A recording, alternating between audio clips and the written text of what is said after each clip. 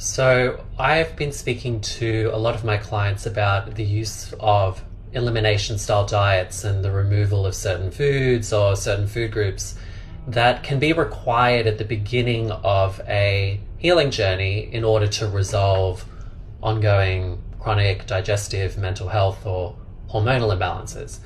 I get asked about this a lot because there is a lot of talk online about restrictive eating and how that approach can be quite detrimental to our health in the long term because of the stress it can induce around the purity of our diets and the idea that we have to be perfect all the time, and which in principle I agree that with this perspective that can be quite detrimental. So as a clinician who does recommend elimination style diets to certain clients at certain times depending on their situation,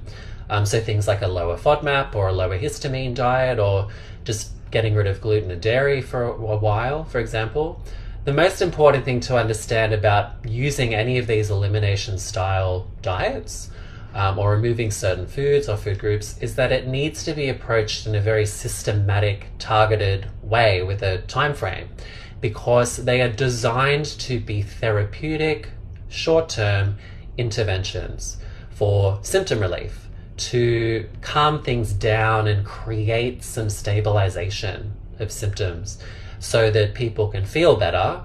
while they start working on addressing the underlying causes of why they're so food intolerant, which is typically related to many elements of our lifestyle and stress and malabsorption in the gut and nutrient deficiencies, for example.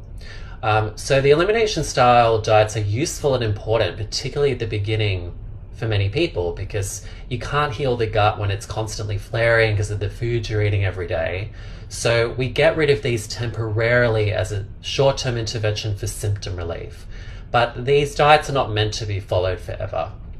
Yes, some people in the long term will still stay quite sensitive to things like gluten, for example,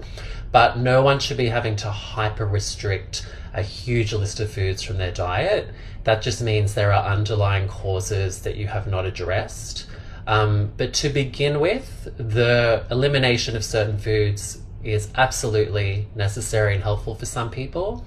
as long as you go into it with the mindset that it is a short-term intervention for relief while you address the underlying causes.